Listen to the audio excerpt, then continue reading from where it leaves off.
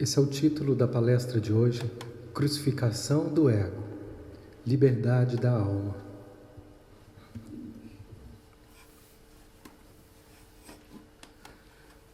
Essa foi a forma que eu interpretei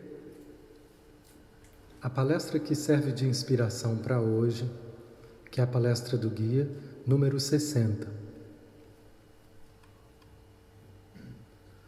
Palestra número 60 chama O Abismo da Ilusão. Utopia, liberdade e autorresponsabilidade. O guia vai refletir sobre esses conceitos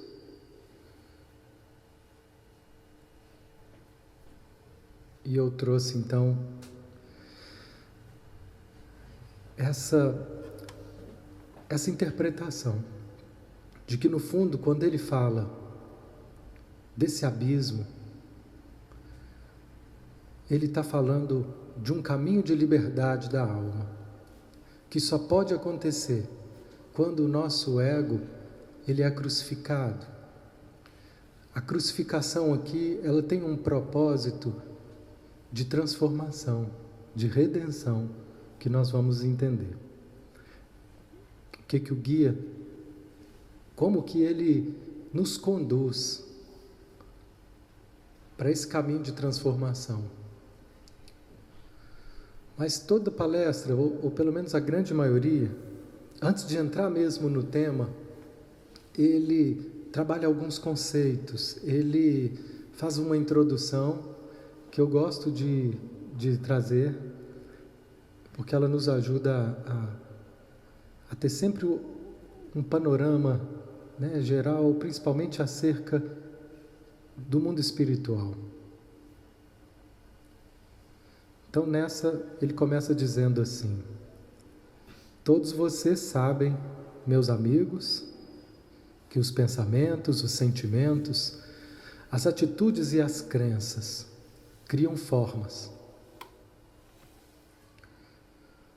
Formas que são tão reais quanto a sua substância da terra. Quanto mais profunda e forte for uma crença, mais duradoura e sólida serão as formas. Essas formas existem em suas almas e elas existem ao mesmo tempo no mundo dos espíritos. Se vocês tiverem atitudes, opiniões, crenças e emoções verdadeiras e reais, essas formas existirão no seu mundo de luz. Desenvolver-se-ão em suas almas e trarão a elas felicidade, harmonia e o que vocês podem chamar de sorte. As formas da alma que correspondem à verdade são feitas de matéria que dura para sempre. Elas jamais se dissolverão e nunca poderão ser destruídas. Olha que bonito. Então aqui, ele começa nos dizendo do que a gente constrói sem perceber, com a nossa forma de pensar e com a nossa forma de sentir. Quanto mais rígida, quanto mais forte for uma crença, mais duradoura serão as suas formas. A diferença é que nós podemos ter crenças que estão embasadas em distorções, em inverdades, e outras que estão em plena concordância com aquilo que é, com aquilo que é verdade, com aquilo que é real. Palavras de verdade, pensamentos de verdade, tudo isso cria manifestações de luz o tempo todo, mesmo que a gente não veja. Talvez às vezes a gente é capaz de sentir isso em forma de leveza.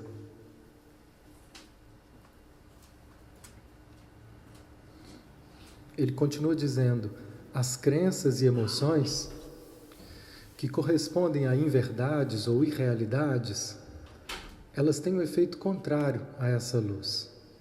Elas podem até permanecer um tempo, mas a sua duração é limitada.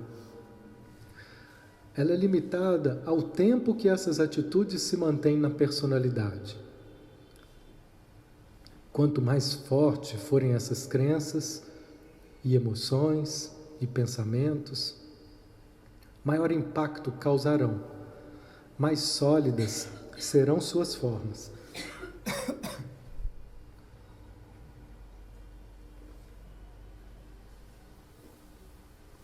Então, é com essa filosofia, com esse olhar, é que a gente começa a entender melhor por que a luz dos mestres brilha tanto. Por que uma palavra do Cristo, dita há 2000 anos, continua reverberando, continua sendo assunto? Por que a Bíblia é o livro mais vendido do mundo? Por quê? Porque aquelas palavras, aqueles pensamentos e aqueles sentimentos que emanaram de Jesus, eles estavam em tamanha ressonância com a verdade, né, com o amor, que a luz brilha eternamente. Isso não se desfaz com o tempo, pelo contrário, só tende a aumentar. Cada vez mais nós vamos aumentando a compreensão disso. A força disso foi muito grande, mas a compreensão que foi se obtendo dessas palavras foi muito distorcida e ainda é muito difícil para nós. Mas continua a vibrar e a nos conduzir para a compreensão correta. E o guia, entendo que ele veio para colaborar conosco na compreensão correta dessas palavras e dessas vibrações do Cristo. Assim como vários outros mensageiros, né, a serviço da espiritualidade, a serviço do próprio Cristo, vem continuando essa tarefa de nos ajudar a compreender. E aquilo que está em desacordo vai morrer, o tempo se encarrega de julgar por terra, né? Basta a gente pensar assim, e olha que Jesus ele se assumiu no mundo durante 3 anos, e ele não se tornou rei de nada por aqui, né? Ele foi um passageiro, né? Ele passou, um peregrino da luz, que passou anunciando o Evangelho, incomodou bastante, deram um jeito de calar rapidinho. Em 3 anos ele foi calado. Mas essa energia continua a vibrar.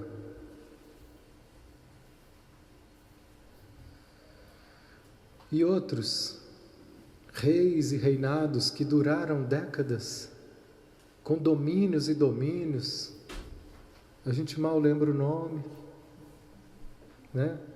E que eles se achavam dono do mundo, e foram dono do mundo mesmo, como são hoje esses grandes governantes, esses grandes magnatas, essa cúpula cheia de poderes, tudo vai passar.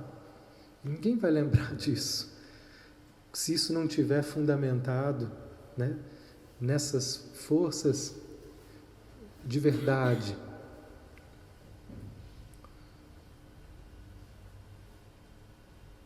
Então aqui nós vamos já começar a entrar no tema. Depois nós vamos ver como que isso se encaixa. Nós vamos entender um caminho de liberdade onde nós vamos precisar aprender a perder algo para poder ganhar. Esse aqui é o que nós estamos chamando de crucificação. Algo vai precisar ser perdido para que a gente ganhe. Na nossa mentalidade infantil, nós não queremos perder nada. Nós só queremos ganhar, só queremos ganhar. Isso não é justo e nem possível. Não é possível. Cada escolha que a gente faça, a gente está automaticamente abrindo mão de um monte de outras. Então um monte de outras escolhas estão sendo sacrificadas. Para que eu esteja aqui hoje ouvindo, eu estou sacrificando um monte de outras coisas que eu podia estar fazendo. Um desapego. Como que ele vai ver isso? Aqui ele vai nos ajudar a clarear um pouco mais um conceito de uma postura que é uma das principais responsáveis para que a gente esteja em sofrimento na nossa vida. Esse conceito é chamado de obstinação. A obstinação, ela pode ser entendida como a vontade do pequeno eu, a vontade do ego, a vontade que está apoiada naquelas falsas crenças. Então elas vão estar sempre arrastando formas, pensamento e energias que são pesadas, escuras. Porque a obstinação, ela quer algo agora e do meu jeito. Essa é a principal característica dessa corrente obstinada, que a gente fica preso nela. Queremos do meu jeito e imediatamente. É claro que isso não se aplica a tudo na nossa vida, mas em alguns aspectos. E o exercício aqui é a gente perceber em que isso se aplica, em quais situações na nossa vida em que essa obstinação ela é ativada e nos leva a desenvolver estados de tensão. E aí ele começa a dizer como que isso acontece, como que cria-se essa obstinação, como que surge em nós essa dimensão que passa a desenvolver essa exigência para a vida. É uma exigência para nós, para a vida, para Deus, para as pessoas. E por mais até que ele diz assim, isso não significa que eu estou querendo algo ruim, não. Esse aqui é um detalhe muito precioso. Às vezes é uma coisa boa que eu quero. Por exemplo, eu quero um bem para a pessoa que eu amo, quero um bem para o meu filho, para minha filha, quero um bem para o meu pai. Mas eu quero de que forma? Forçando uma barra, querendo que ele dê passos que não é possível dar ainda. Ou eu quero algo para mim, eu quero estar mais desenvolvido. E eu começo então a me pressionar. É uma coisa boa de se desenvolver, só que isso leva um tempo. Conversando com uma amiga, e ela dizia, olha, eu estou participando de um curso para desenvolver palestrantes, para poder falar, e lá eu me vejo de um lugar inferior em relação à maioria. E quando eu me vejo dessa forma, imediatamente eu começo a me cobrar e a me sentir muito inadequada, a me sentir muito inferior. E aí ela está pensando em desistir. O que está fazendo ela desistir? É o fato dela não saber? Ou é o fato dela estar sem paciência para aprender?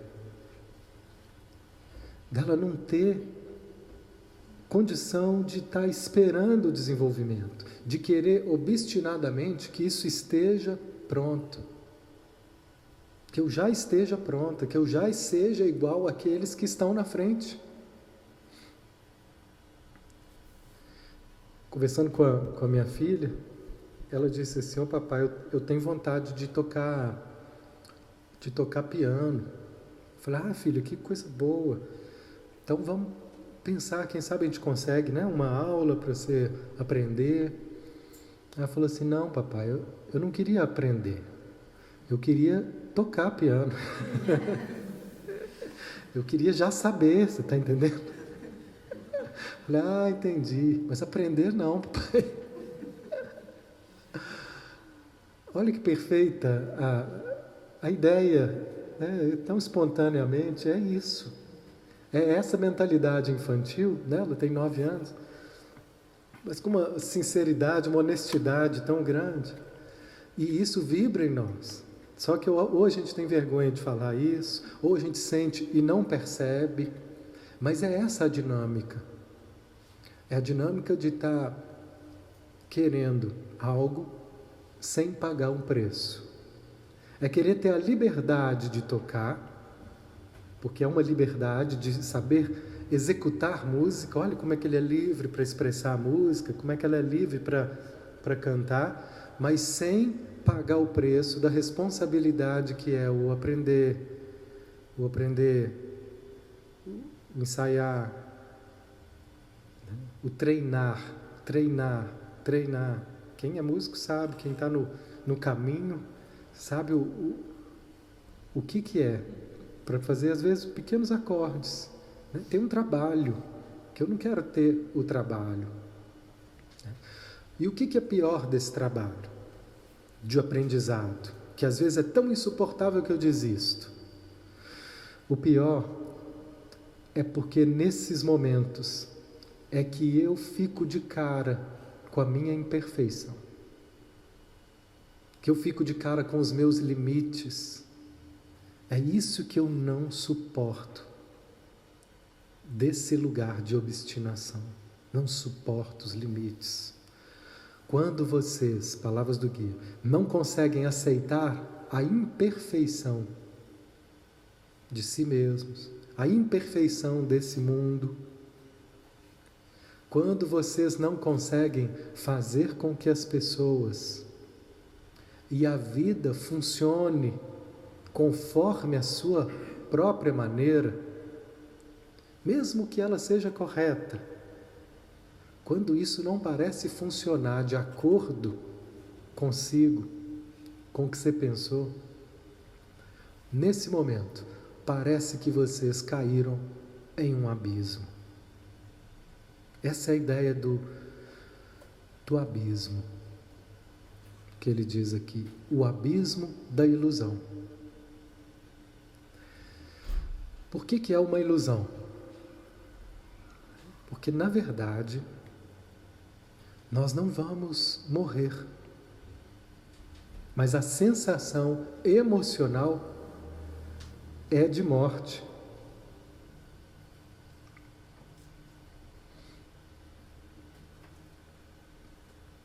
Teve uma vez que também minha filha me disse assim, se ela era novinha, ela falou assim, papai, Deus é bom?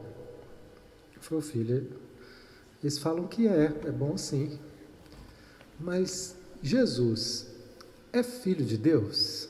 Ele não é o filho de Deus? Me falaram lá na escola. É, filho de Deus. Mas se ele é bom e Jesus é o filho de Deus, por que que ele deixou o filho dele morrer daquela forma e os ladrões e os bandidos baterem nele daquela forma? Olha que pergunta. Não é boa? A gente estava jantando, eu acabei de engolir a comida. Já comecei a pedir a inspiração, né? Me ajuda a sair dessa. Aí eu falei assim, na hora me veio uma luzinha, eu falei, olha filha, é porque no fundo, Jesus e Deus sabiam que a morte não era o fim. Que aquela morte do corpo não matava Jesus. Eles sabiam que Jesus continuaria vivo. Por isso foi permitido que ele passasse por aquilo. Não sei se colou não, mas eu acho que é essa a ideia que nós estamos aprendendo a assimilar. A crucificação também foi um abismo de ilusão. Qual que era a ilusão que deixou os apóstolos desorientados? Ele morreu, o sonho acabou, o mestre, mataram o mestre, aquele que estava aqui só dando amor, curando a todos, o Messias, o Filho de Deus, aquele que era puro amor, pura paz, mataram ele, acabou. Imagina, gente, o desespero, a desolação, foi cada um para um lado. Até que veio Madalena e falou: gente, eu vi, ele não morreu, ele apareceu para mim.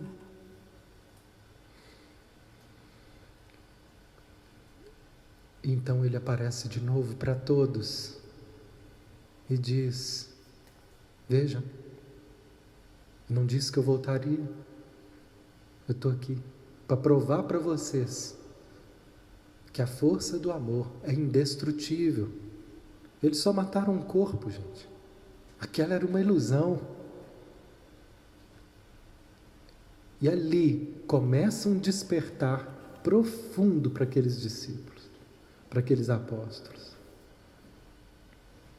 Porque muitos, gente, se ele não retornasse ali para muitos, aquele abismo poderia ser o fim. Mas naquele retorno, algo renasceu em todos eles. E ali algo foi renascendo, uma coragem para poder vencer os medos que pareciam insuportáveis.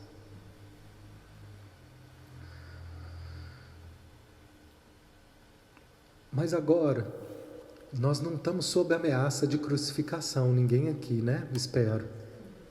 Então, hoje, quais são as nossas crucificações?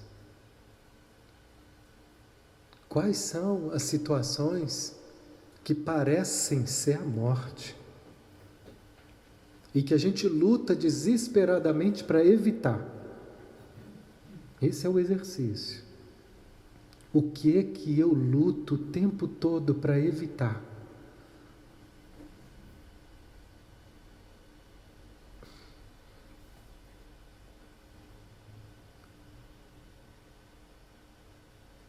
Conversando com uma pessoa, ele me disse: eu fico muito ansioso, o tempo inteiro eu estou preocupado em produzir. Eu não consigo ler nenhum livro que não seja um livro ligado ao profissional. Eu estou fazendo academia e estou lendo um livro, na esteira. É o nível. É um livro sempre de crescimento profissional. Qualquer outra coisa é tida como perda de tempo. O tempo é todo voltado para o crescimento profissional. Qual o problema de ter crescimento profissional? Nenhum. Mas dessa forma, nós estamos aqui entrando na prática da obstinação. A obstinação torna esse desejo, que tem tudo para ser, ok, uma desarmonia. Porque nele está uma tensão, uma pressão de que eu tenho que dar conta. E quando a gente começou a perceber o que estava por trás de tanta pressão, ele fecha os olhos e escuta uma palavra, que é uma voz que vem do seu pai, que diz assim: filho, você tem que estar sempre 2 passos além da média. Essa é a ideia.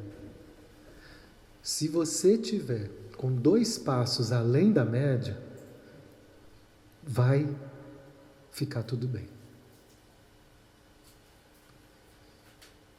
Então, qual que é o maior medo de uma pessoa assim? É ser mediano.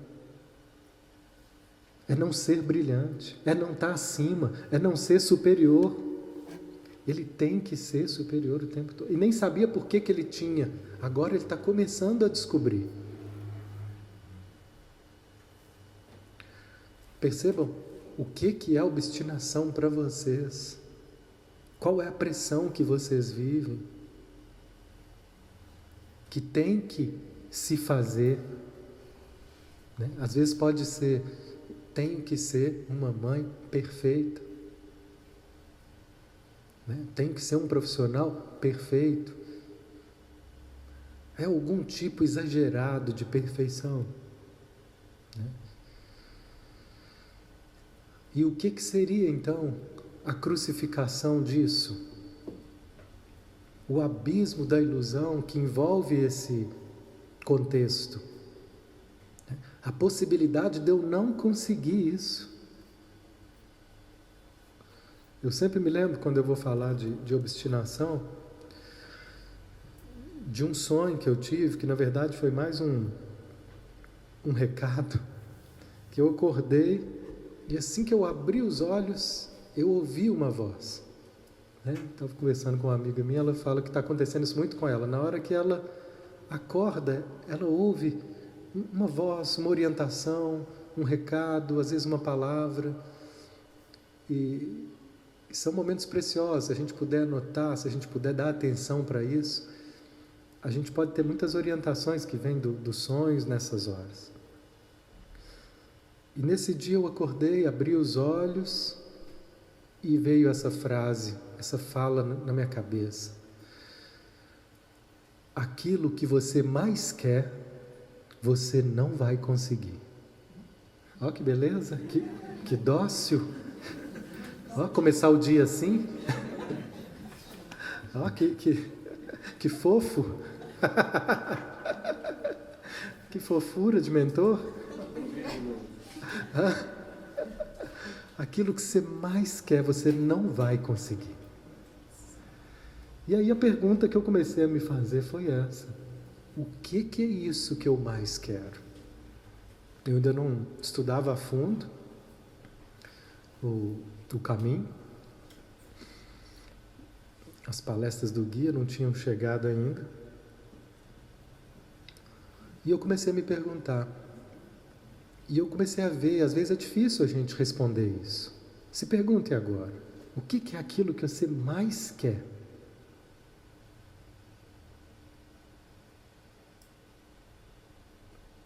Não é fácil responder. Mas a gente vai vendo, aquilo que eu mais quero é onde eu coloco mais investimento. É aquilo que eu mais me preocupo. Com o que eu mais me preocupo hoje? Onde que está meu maior investimento hoje? E às vezes não é que é uma coisa ruim, não. Pode ser maravilhoso, eu quero ser bom. Mas com essa pressão, um desejo bom, com essa obstinação, passa a ser um caos.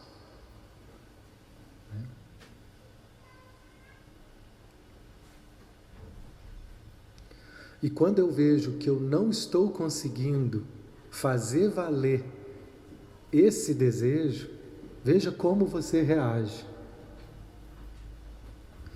Se ele não tiver obstinação, sabe como que eu vou reagir? Com leveza. Na hora que não acontece. Não, tudo bem, vamos lá, vamos continuar, estamos aprendendo. Mas quando tem obstinação, na hora que eu não consigo, cumprir o meu propósito de ser uma boa mãe, de ser um bom pai, de ser um bom profissional, de ser um bom cristão, de ser inteligente, de ser não sei o que pode ser para você. Quando eu não consigo e a obstinação está presente, eu vou me sentir arruinado, fracassado, deprimido, desolado, irritado, ótimo, obrigado, irritado. E às vezes o que eu não consigo não é só para mim, não, é quando eu não consigo fazer o outro ir para um caminho que eu quero.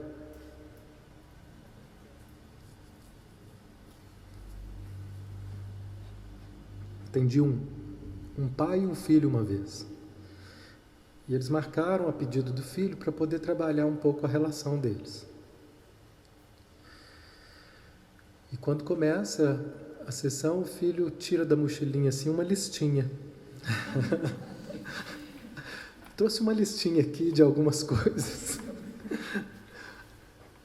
E aí, quando ele trouxe, era um monte de pontos que ele trouxe para poder cobrar.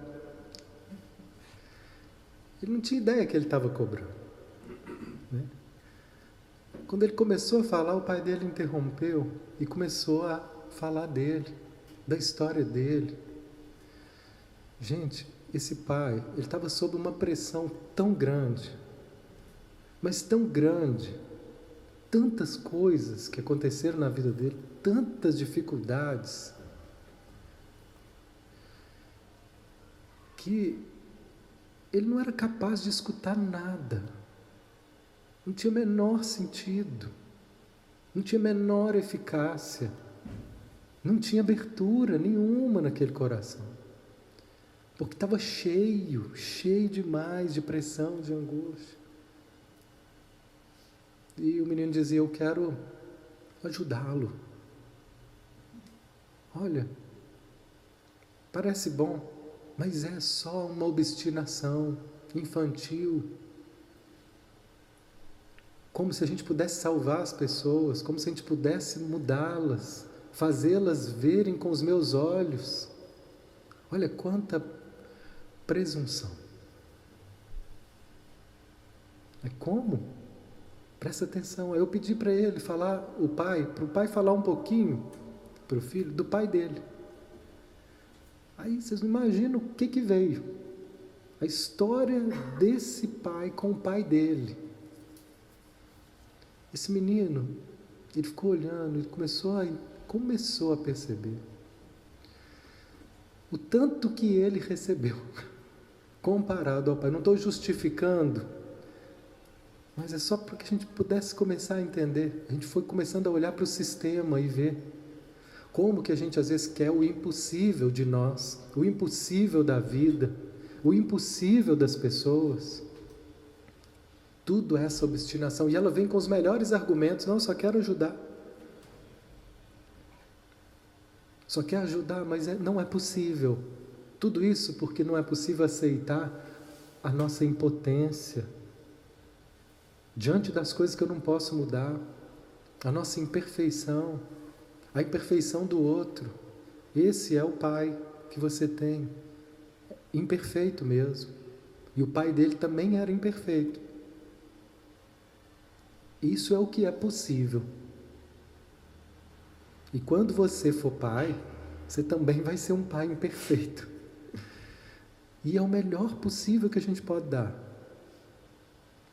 Isso não significa que eu não preciso de um espaço para trabalhar as dores das minhas frustrações, mas elas são minhas. Quando eu começo a cobrar isso do outro, eu estou querendo resolver a minha frustração através do outro. Que o outro seja diferente para mim. Olha, seja diferente para me agradar. Meu Deus, mas olha quanta coisa tem para que ele seja assim. Mas muito, muito pesado. Simplesmente não é possível. E esse é o nosso dilema maior. É querer da vida o que não é possível. É querer de nós o que não é possível. E é o caos que começa a acontecer quando as coisas não funcionam do jeito que eu imponho como correto. Então aqui eu vou trazer uma passagem. Quando eu comecei a estudar esse texto, essa passagem me veio na mente. É uma passagem de Marcos, um episódio de Jesus, capítulo 10, versículo 17 a 30. Naquele tempo, quando Jesus saiu a caminhar, veio alguém correndo, ajoelhou-se diante dele e perguntou: Bom mestre, o que devo fazer para ganhar a vida eterna? Jesus disse: Por que me chamas de bom? Só Deus é bom e mais ninguém. Olha a consciência que ele tem do que é bondade. Olha o lugar que ele se vê, percebe? O limite dele, aqui ele está dizendo o limite dele. Eu sou mestre, mas bom não.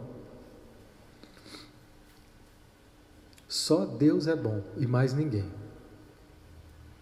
Tu conheces os mandamentos: não matarás, não cometerás adultério, não roubarás, não levantarás falso testemunhos, né? Começou do básico com ele. Vamos do básico aqui. Você quer a vida eterna, né? Vamos começar aqui no beabá, o básico. Está sendo possível? Não prejudicará ninguém. Honra teu pai e tua mãe. Olha isso aí já começa a complicar para todo mundo. Nem o básico está sendo possível. Porque eu desprezo meu pai porque ele não é perfeito, desprezo a minha mãe porque ela não é perfeita, né? E é um aprendizado. Para algumas pessoas isso já vem, mas olha como é comum. E mesmo que eu não despreze totalmente, não, eu não desprezo meu pai. Você acha que não, mas às vezes tem sempre alguns aspectos onde eles não podem ser aceitos, né? Onde eles são desprezados por nós. Quando eu desprezo isso, quando eu não aceito, eu também não estou aceitando a vida como ela é, não estou aceitando algo em mim, não estou aceitando alguma frustração, né? Mas vamos seguindo. Honra teu pai e tua mãe, até aí ele passou, né? O segundo grau completo. Ele respondeu: mestre, tudo isso eu tenho observado desde a minha juventude. E agora começa. Jesus olhou para ele com amor. Isso é um detalhe fundamental, porque a gente estava falando de que forma que eu falo com o outro, com amor. Com amor, as palavras dele elas têm um recheio agora que vão lá no fundo da alma. E com amor ele olhou para ele e disse: só uma coisa te falta, uma só. Vai, vende tudo o que tens, dá aos pobres e terás um tesouro no céu. Depois, vem e segue-me. Mas quando ele ouviu isso, ficou abatido, caiu no abismo. Ficou abatido. Olha aí a crucificação do ego. Ele foi abatido e foi embora cheio de tristeza, porque ele era muito rico. E aí então Jesus diz: como é difícil para os ricos entrar no reino de Deus.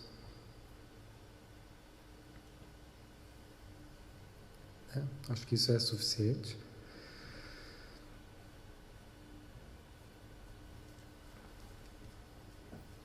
Aqui, nós estamos tratando do simbolismo dessa passagem. A nossa riqueza que Jesus pede para a gente vender, largar tudo. É tudo isso que a gente acha que tem que ser demais, né? São os nossos apegos, as imagens que eu criei. Aqui nós estamos dando um passo que não é o que eu faço. Às vezes o que eu faço parece que é tudo certo, mas aqui dentro eu criei imagens que são ricas imagens de perfeição. Como que seria essas imagens de perfeição? Eu queria ser reconhecida. Se veja a imagem de rica, eu queria ser superior, eu queria ser destaque. Perceba, é dessa riqueza que ele está pedindo para julgar tudo, largar tudo, largar toda essa obstinação em ter que ser demais. O que é o rico? É o que tem demais, é o que é demais, é o que está apegado demais a alguma ideia, alguma imagem de grandeza, de superioridade. E não precisa ser necessariamente, para algumas pessoas, gente, eu fiquei pensando nisso, para algumas pessoas é muito fácil, para elas, por exemplo, trabalhar muito numa causa nobre.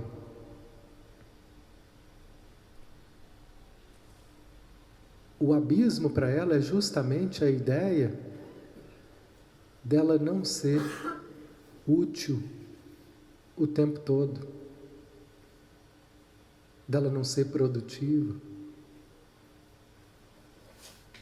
Então, para cada um, é uma coisa. Às vezes parece que uma pessoa está mais desenvolvida, porque ela está fazendo isso ou aquilo, mas pode ser que isso tudo também seja uma fuga, para não lidar com aquilo que é um limite. Então, a gente precisa ter cuidado para perceber, né?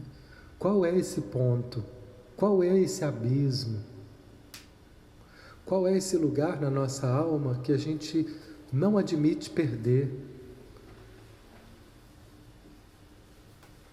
Qual é essa imagem que eu fico querendo cultivar, que eu fico perseguindo, e quando eu penso em não ter, eu fico igual o mancebo da passagem, me entristeço e vou embora.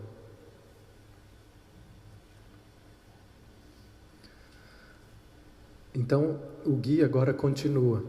O abismo só desaparecerá se vocês se deixarem cair nele.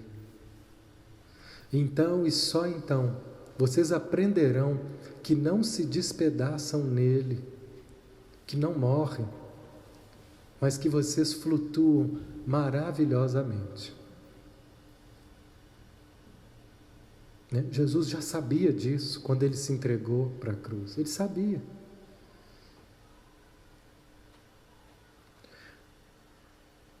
E mesmo que a gente entenda essa informação, na hora que isso acontecer, vai doer.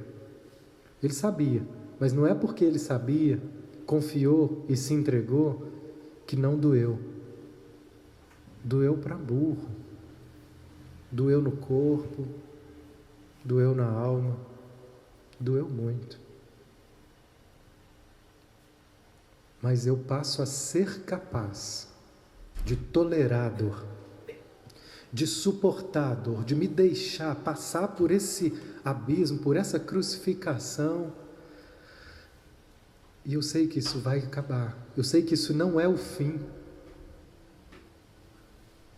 que esse desconforto vai acabar, e o que surge depois é liberdade. A liberdade da alma de não mais precisar ser escravo dessas obstinações, ser escravo dessa pressão perfeccionista, que se não for desse jeito, vai ser a morte.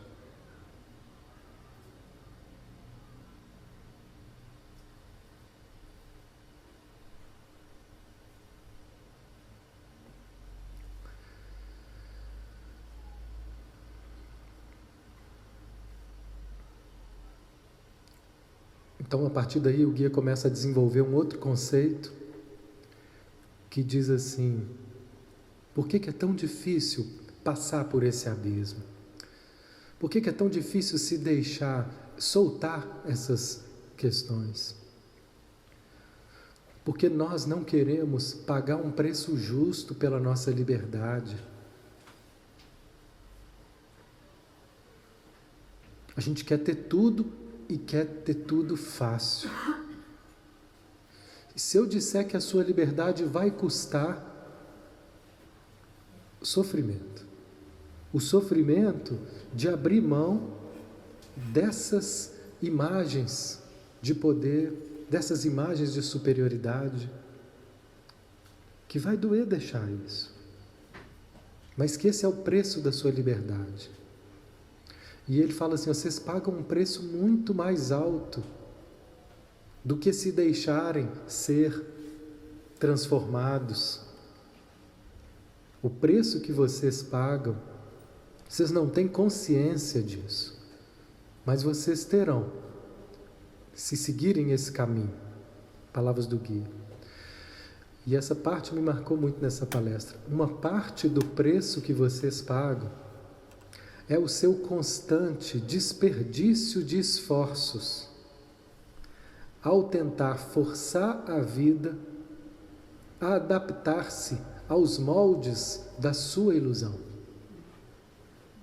Olha quanto que a gente paga, qual o tamanho do preço, do tanto de energia que a gente gasta para fazer a vida ser do meu jeito. Se vocês pudessem ao menos ver todo esse esforço interior, porque a gente faz isso, gente, sem perceber. O exercício é ir percebendo o esforço que a gente vive para poder fazer a vida ser do meu jeito. Aí ele fala assim: se vocês pudessem ver, ou seja, vocês não estão vendo, porque vocês fazem isso como se isso fosse o normal, o certo, como se não tivesse outra coisa. A gente vai seguindo, igual o filho lá, ele vai seguindo aquela ideia que ele pegou com o pai e vai. A gente vai seguindo essas ideias que a gente pega com a mãe. Perceba as ideias que você pega com a sua mãe. Geralmente esses ideais de perfeição, eles vêm dos nossos pais, daquilo que era também ideais para os nossos pais. Qual era o ideal para sua mãe? Quando você olha para sua mãe, o que parece ideal para ela? O ideal é que a mulher seja... O ideal, quando eu penso para minha mãe ter orgulho de mim, é que eu seja... Ou o ideal para o meu pai é que eu seja... O máximo em quê? Começa a clarear?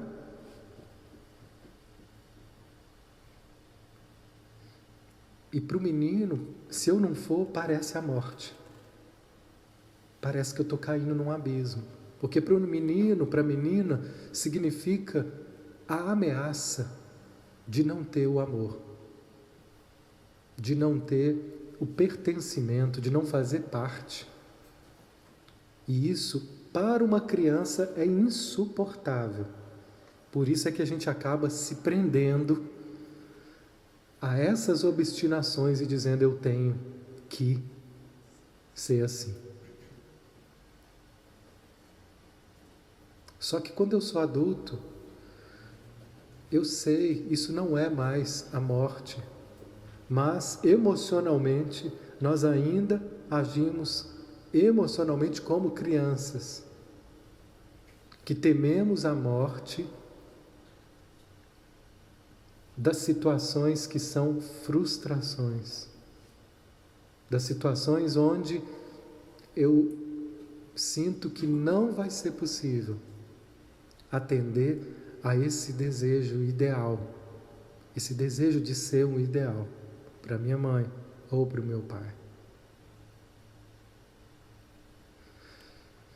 Então o guia fala: se vocês pudessem ver o tamanho do esforço emocional que vocês fazem, vocês estremeceriam porque toda essa energia podia ser usada de forma tão diferente, mas ela tem sido usada para isso. Nossa vida pode mudar, sabe? Nós podemos, se a gente se libertar, se a gente deixar isso morrer, se a gente deixar esses ideais perfeccionistas morrerem, nós seremos capazes de construir tanta coisa, de criar tanta coisa, que a gente não faz ideia do nosso poder criador que está consumido por essas necessidades do ego, por essas necessidades da criança.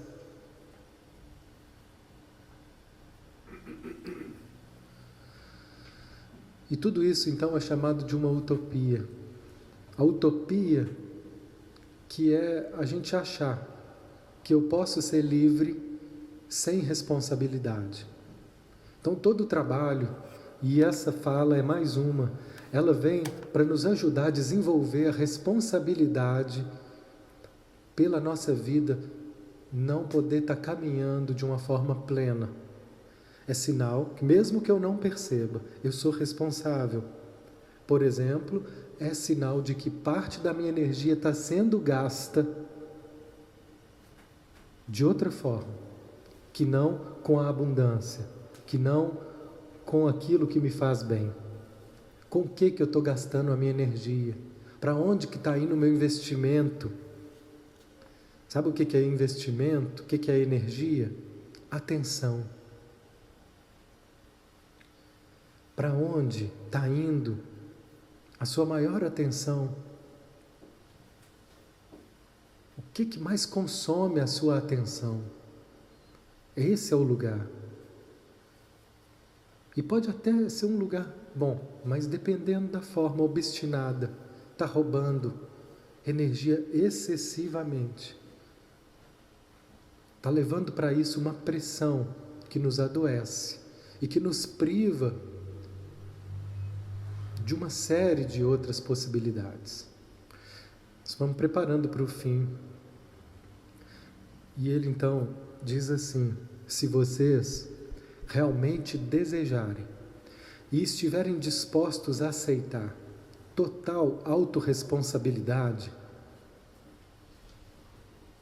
a percepção da verdade inevitavelmente virá até vocês. Aceitar a total autorresponsabilidade não significa que eu sou capaz de saber como que eu sou responsável pela minha vida estar assim hoje.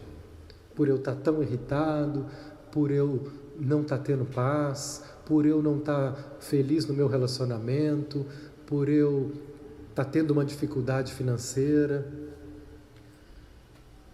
Eu não preciso saber como que eu sou responsável por isso. Basta que eu aceite que isso tudo é uma criação minha, que eu sou responsável por tudo aquilo que me faz sofrer. E aí eu conheci uma pessoa que ele me dizia: olha, eu sou responsável, então a minha empresa está dando prejuízo, e eu sou responsável pelo prejuízo, e eu estou assim, querendo saber o que eu estou fazendo para a empresa estar sendo prejuízo, eu não consigo parar de pensar nisso. E a gente foi conversando e ficou tão claro que o problema não era a empresa estar tendo prejuízo. O problema era a cobrança que ele estava tendo de achar que a empresa não podia ter prejuízo nunca. De achar que ele tinha que ser perfeito, que a empresa também tinha que ser perfeita e que só desse lucro o tempo inteiro. A vida não é assim. Como se só fosse verão o tempo inteiro. Tem hora que é o inverno. Então o sofrimento dele não era porque estava vivendo um inverno financeiro. Era porque eu não estava conseguindo aceitar que pudesse estar tendo um inverno. Que pudesse estar tendo uma queda. Porque tinha que ser bom o tempo todo. Tinha que dar resultado o tempo todo. Tinha que ser bem o tempo todo. Ainda assim, a questão é: eu sou responsável pelo o que eu sofro, porque o que me faz sofrer é sempre uma identificação com alguma concepção equivocada em relação à vida. Nesse caso, a percepção equivocada era: eu tenho sempre que fazer a empresa dar lucro. E sempre que não der lucro, a culpa é minha. Isso é equivocado.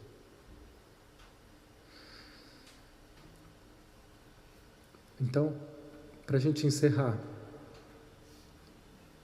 ver a ligação entre as suas atitudes erradas, equivocadas, e os acontecimentos externos é o caminho para que a gente possa estar abrindo passagem.